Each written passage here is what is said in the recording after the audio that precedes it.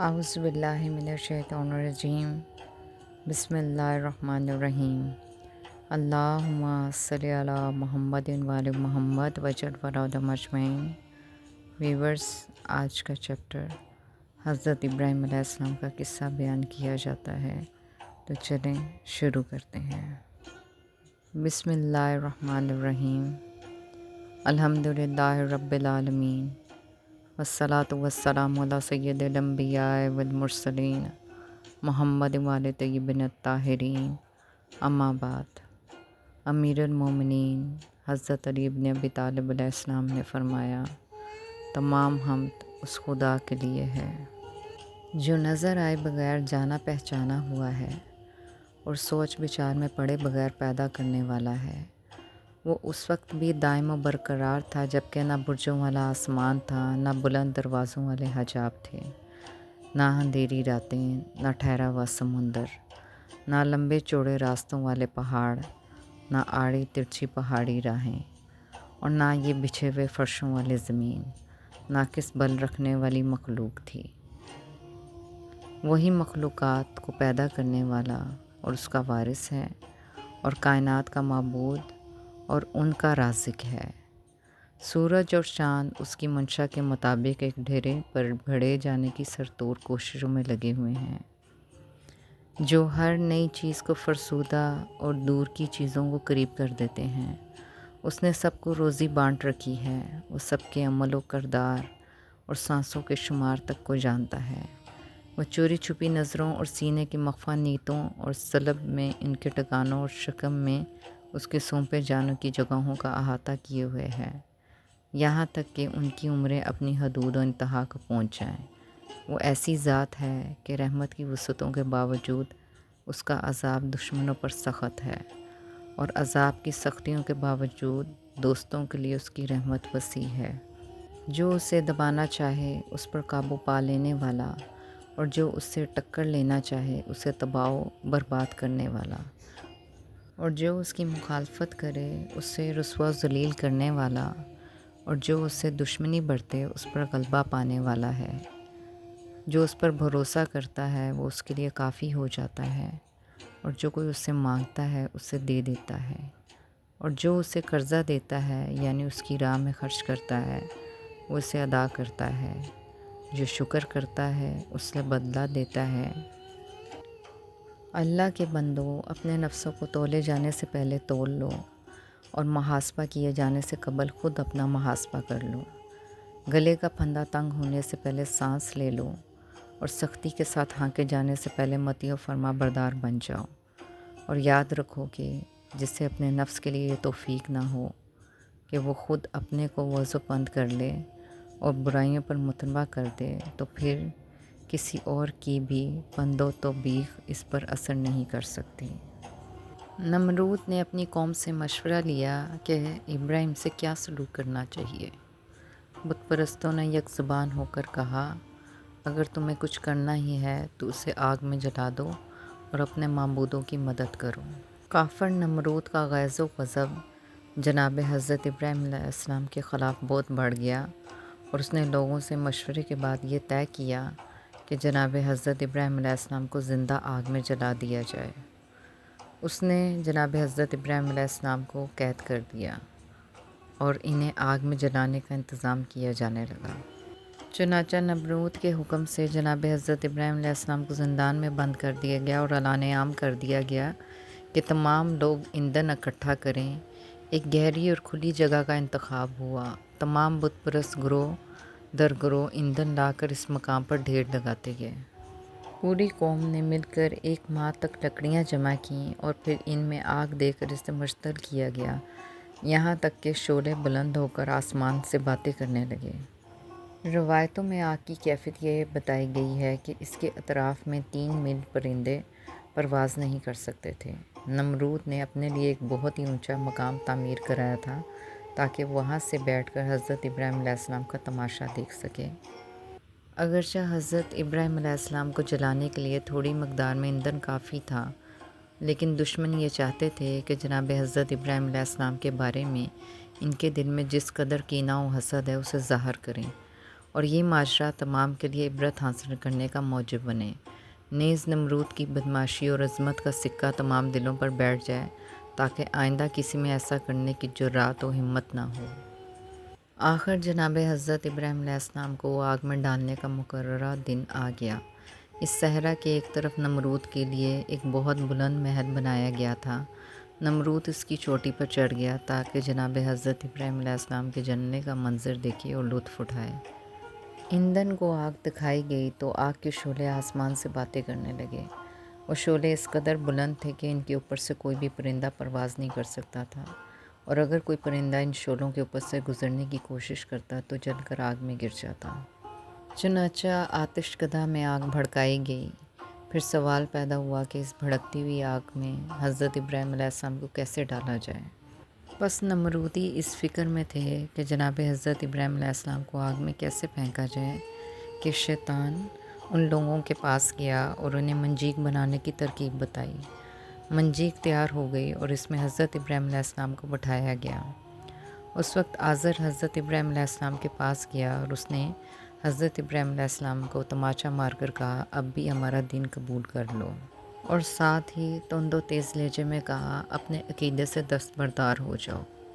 کیونکہ جب یہ سب کچھ ہو رہا تھا جناب حضرت ابراہیم علیہ السلام یک و تنہا تھے۔ انسانوں میں سے ایک شخص بھی حضرت ابراہیم علیہ السلام کا حامی نہ تھا۔ پروردگار عالم نے تمام فرشتوں سے کہا کہ وہ آسمان دنیا پر آ جائیں اور ہمارے عاشق کے عشق کا مظاہرہ دیکھیں۔ جب ملائکہ نے یہ منظر دیکھا تو سب نے کہا، خدایا آگ کو حضرت ابراہیم علیہ السلام کے لیے ٹھنڈک میں بدل دے۔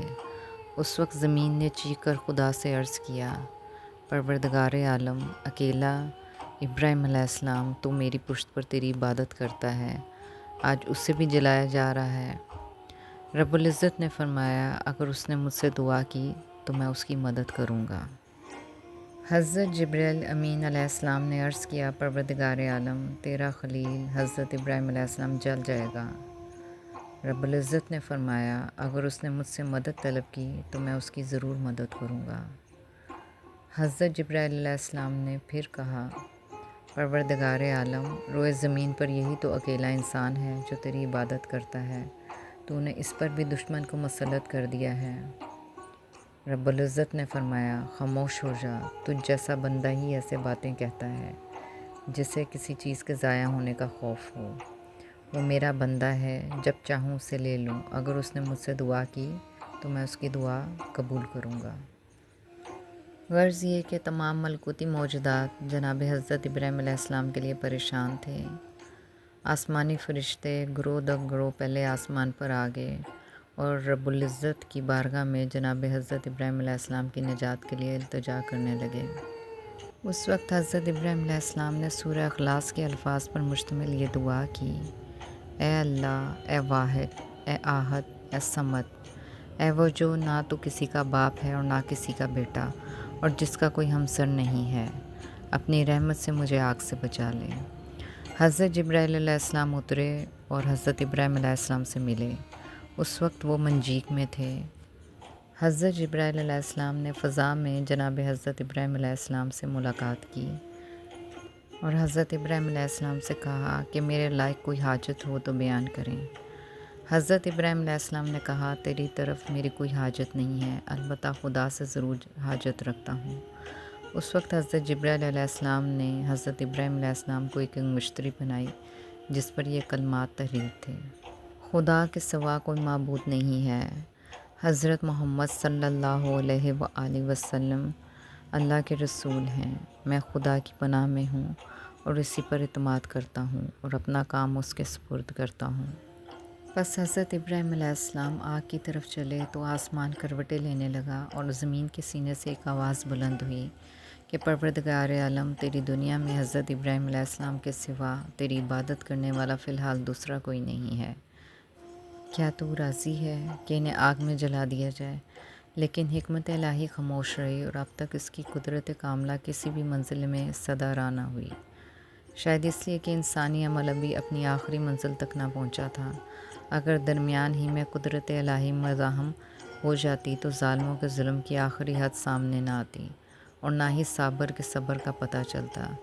پھر ظالمہ کو یہ کہنے کے لیے ایک موقع فراہم ہو جاتا کہ حضرت ابراہیم علیہ السلام کو جلانا مقصود ہی نہ تھا، ہم تو فقط دھمکا رہے تھے۔ لیکن جناب حضرت ابراہیم علیہ السلام جب منجیل سے جدا ہو گئے تو انسانی اختیار کی منزل ختم ہو گئی۔ اب اگر ظالم خود بھی چاہتا کہ حضرت ابراہیم علیہ السلام کو آگ سے بچ جائیں تو یہ اس کے بس کی بات نہ تھی، یعنی ظلم کی حد تمام ہو چکی تھی۔ بس یہی سے قدرت الہی جنبش میں آئی اور اس وقت آگ کے لیے فرمان الہی صادر ہوا، اے آگ حضرت ابراہیم علیہ السلام کے لیے ٹھنڈک بن جا۔ چنانچہ آگ ٹھنڈک میں تبدیل ہوئی، حضرت ابراہیم علیہ السلام کے دانت بجنے لگے۔ پھر پروردگار عالم نے آگ سے فرمایا، حضرت ابراہیم علیہ السلام کے لیے سلامتی بن جا۔ چنانچہ آگ کی جگہ جو ٹھنڈک پیدا ہوئی تھی اس کی شدت میں کمی واقع ہوئی اور بہار سا موسم بن گیا اور آگ سرسبز و شاداب گلستان میں تبدیل ہو گئی۔ حضرت جبرائیل علیہ السلام جناب حضرت ابراہیم علیہ السلام کے پاس آ کر بیٹھ گئے اور محبت گفتگو ہوئے۔ نمرود نے چبوترے پر بیٹھ کر یہ سارا منظر دیکھا کہ جناب حضرت ابراہیم علیہ السلام باغ میں ایک بوڑھے شخص کے ساتھ بیٹھے محبت گفتگو ہیں۔ اس نے آزر کی طرف متوجہ ہو کر کہا، حقیقتاً تمہارا بیٹا اپنے رب کے نزدیک بہت محبوب ہے۔ نیز یہ بھی کہا کہ اگر کوئی کسی کو معبود بنانا چاہتا ہو تو وہ معبود حضرت ابراہیم علیہ السلام کو ہی اپنا معبود بنائے۔ نمرود کے ایک بڑے مصاحب نے کہا، یہ ابراہیم کی کرامت نہیں ہے، میں نے آگ سے کہا ہے کہ وہ حضرت ابراہیم علیہ السلام کے لیے ٹھنڈک اور سلامتی میں بدل جائے۔ اتنے میں آتش کدہ سے ایک شعلہ لپکا جس نے اسے آن کی آن میں جلا کر راکھ کر دیا۔ کوڑ کڑلا دور سے بیٹھ کر آتش کدہ میں پھونکے مارتا رہا اور مینڈک منہ میں پانی کی چند بوندیں لے کر آتش کدہ کو بجھانے کی کوشش کرتا رہا۔ جب پروردگار عالم نے حضرت ابراہیم علیہ السلام کے لیے آگ کو گلزار کیا تو پورے 3 دن تک دنیا میں آگ کہیں نہیں جلی تھی۔ پروردگار اعلیٰ نے اسی تاریخی واقعے کو بیان کیا اور حضرت ابراہیم علیہ السلام کے مخالفین کے لیے فرمایا، وہ ابراہیم علیہ السلام سے برائی کرنا چاہتے تھے، ہم نے انہیں بہت زیادہ خسارہ اٹھانے والا بنا دیا۔ ہم اسے اور حضرت لوط علیہ السلام کو نجات دے کر اس سرزمین میں لے گئے جس میں ہم نے تمام جہانوں کے لیے برکتیں رکھی ہیں۔ واقعہ کربلا میں حضرت امام سجاد علیہ السلام سخت بیمار تھے اور بڑی مشکل سے اپنے عصا یا تکیے کا سہارا لے کر کھڑے ہوتے تھے۔ حضرت سید الشہداء امام حسین علیہ السلام حضرت امام سجاد علیہ السلام کے پاس تشریف لائے اور فرمایا، اے میرے لال، کس چیز کی تمنا ہے؟ حضرت امام سجاد علیہ السلام نے عرض کیا، میری تمنا ہے کہ میں اس طرح ہوں کہ اللہ تعالیٰ نے میرے لیے جو تدبیر کی ہے اس کے سوا میرے پاس کچھ نہ ہو۔ حضرت امام حسین علیہ السلام نے فرمایا، آفرین، شاباش، تم حضرت ابراہیم علیہ السلام کے مانند ہو کہ حضرت جبرائیل علیہ السلام نے جناب حضرت ابراہیم علیہ السلام سے پوچھا، کیا تمہاری کوئی تمنا اور خواہش ہے؟ تو انہوں نے جواب دیا، مجھے کسی چیز کی ضرورت نہیں ہے اور وہی میرے لیے کافی ہے، اور وہ کتنا مہربان محافظ ہے۔ مشمل بیان میں مرقوم ہے کہ امیر المومنین حضرت علی ابن ابی طالب علیہ السلام ایک مقام سے گزرے جہاں کچھ افراد شطرنج کھیلنے میں مصروف تھے۔ آپ علیہ السلام نے ان سے فرمایا، یہ کیسی مورتیاں ہیں جس پر تم جھکے ہوئے ہو؟ احتجاج تبریسی میں مرقوم ہے، شام کی رہائشی ایک یہودی عالم نے حضرت امیر المومنین علی علیہ السلام سے کہا کہ حضرت ابراہیم علیہ السلام نے بت توڑے تھے، تو کیا تمہارے نبی نے بھی ان جیسا کوئی کارنامہ کیا تھا؟ حضرت علی علیہ السلام نے فرمایا، جی ہاں، ہمارے نبی صلی اللہ علیہ وآلہ وسلم نے کعبہ میں رکھے ہوئے 360 بت توڑے تھے، اور ہمارے نبی صلی اللہ علیہ وآلہ وسلم نے پورے جزیرۃ العرب کو بتوں سے پاک کیا تھا۔ پس آگ کے گلستان میں تبدیل ہونے کے اس واقعے نے نمرود اور اس کے چیلوں پر روحانی اور سیاسی اعتبار سے کاری ضرب لگائی اور جناب حضرت ابراہیم علیہ السلام کو ہر خاص و عام کا محبوب بنا دیا۔ لیکن نمرود مرکب و غرور سے نیچے نہ اترا اور اپنی مذمم کوششیں جاری رکھیں۔ اس بار اس نے چاہا کہ انتہائی مضحکہ خیز نمائش کے ذریعے اپنی پامال شدہ عزت کو واپس لائے اور لوگوں کو ایک فضول و بیہودہ کام میں مصروف کر دے۔ اس نے حکم صادر کیا، کہ کچھ عرصہ کے لیے حضرت ابراہیم علیہ السلام کے معاملات میں خاموشی اختیار کی جائے اور ایک آسمان خراج برج تعمیر کیا جائے۔ انتہائی لائق اور قابل نقشہ ساز اور معمار اس برج کو بنانے کی کوشش میں لگ گئے۔ نمرود نے اپنے آپ سے کہا، یہ بلند و بالا برج بہت جلد مکمل ہو جائے گا، پھر میں ایک ماہر شکاری کے مانند شکار کروں گا اور اس برج کی بلندی پر جا کر آسمان والوں کے ساتھ جو حضرت ابراہیم علیہ السلام کی مدد کرتے ہیں جنگ کروں گا اور انہیں اپنا نشانہ بناؤں گا اور ہمیشہ ہمیشہ کے لیے ان کے ہاتھوں سے جان چھڑوا لوں گا۔ برج کی تعمیرات مکمل ہوئیں تو ایک دن معین ہو گیا تاکہ نمرود اور حکومتی افراد اپنی قدرت و طاقت دکھانے کے لیے اس برج کی چوٹی پر جائیں اور اپنے وجود کا اظہار کریں۔ لیکن اس دن کے آنے سے قبل سخت طوفان ہوا جس سے برج کی بنیاد لرز گئی اور اس کا اوپر والا حصہ تباہ و برباد ہو گیا اور کچھ نمرودی کارندے بھی وہاں پر ہلاک ہو گئے۔ حضرت ابراہیم علیہ السلام جو کہ اعلانیہ طور پر تبلیغ کے میدان میں اتر آئے تاکہ اس قوم پر خدا کی طرف سے کوئی عذاب نازل ہونے سے پہلے وہ حجت تمام کر لیں، اس وقت حضرت ابراہیم علیہ السلام کی عمر 16 سال کی تھی۔ بعض روایتوں میں ہے کہ نمرود اپنی شکست و ناکامی پر 1 سال تک خاموش رکھا اور پھر وہ بدبخت جنون میں گرفتار ہو کر حضرت ابراہیم علیہ السلام کے خدا سے جنگ پر آمادہ ہوا۔ ہونا تو یہ چاہیے تھا کہ بلند و بالا برج کے نابود ہونے سے نمرود عبرت حاصل کرتا اور اپنی متکبرانہ پالیسی سے ہاتھ کھینچ لیتا، لیکن اس احمق نے سبق حاصل کرنے کے بجائے ایک اور ارادہ کیا جسے ہم نے حضرت ابراہیم علیہ السلام کے خدا کو فضا میں نشانہ بنانے کے لیے فضائی سفینہ کی تعمیر سے تعبیر کیا ہے۔ اس نے اپنے انجینئروں کو حکم دیا کہ وہ ایک ایسا چھوٹا سا کمرہ بنائیں جو اسے آسمان کی بلندیوں کی طرف لے جائے۔ انجینئر اس کمرے کو مزین کرنے کے لیے باہم مل بیٹھے اور اس نتیجے پر پہنچے کہ انہوں نے مضبوط قسم کی لکڑی سے ایک کمرہ بنایا اور 4 مردار خوار گدھی پکڑی، انہیں ایک مدت تک مختلف انواع غذائیں کھلاتے رہے، پھر ان میں ہر ایک کو اس کمرے کے ایک ایک پائے کے ساتھ باندھ دیا اور ایک عرصے تک انہیں بھوکا رکھا گیا۔ پھر اس چھت کے وسط میں گوشت کے ٹکڑے لٹکا دیے تاکہ گدھی اس گوشت کو کھانے کے لالچ میں پرواز کریں اور نمرود کو اس کمرے سمیت لے اڑیں۔ نمرود تیر کمان لے کر اس کمرے میں بیٹھا اور گدھوں نے اسے اڑانا شروع کیا اور اپنے ہمراہ لے کر آسمان کی طرف پرواز کر گئیں، لیکن تھوڑی ہی دیر گزرنے کے بعد نمرود نے اپنے آپ کو تاریک فضا میں پایا اور اس پر خوف و ہراس چھایا اور اس کا رواں رواں کانپنے لگا۔ پھر منصوبے کے مطابق اس گوشت کو نیچے کی طرف لٹکا دیا گیا۔ اب گدھوں نے اس گوشت تک پہنچنے کی خاطر دل خراش آواز کے ساتھ نیچے کی طرف پرواز کرنا شروع کی۔ یوں نمرود کا فضائی سفینہ زمین پر اترا اور وہ انتہائی بے شرمی، بے حیائی اور شرمندگی سے اس سے باہر نکلا۔ نمرود حکومت و سلطنت کے غرور میں طاقت و تاراج کرتا رہا اور اپنی طاغوتی و ظالمانہ پالیسیوں پر عمل پیرا رہا۔ خداوند قدوس نے آخری بار اپنی حجت تمام کی تاکہ اگر اس کے باوجود اپنی سرکشی سے نمرود باز نہ آئے تو کائنات کے اندر اپنی کمزور ترین مخلوق سے اس کی ذلت امیز زندگی کو نابود کرے۔ حضرت ابراہیم علیہ السلام اپنی موقف پر اڑے ہوئے کار تبلیغ کو تیزی سے جاری رکھا۔ پروردگار عالم نے انسان کی شکل میں ایک فرشتہ نمرود کو نصیحت کرنے کے لیے اس کے پاس بھیجا۔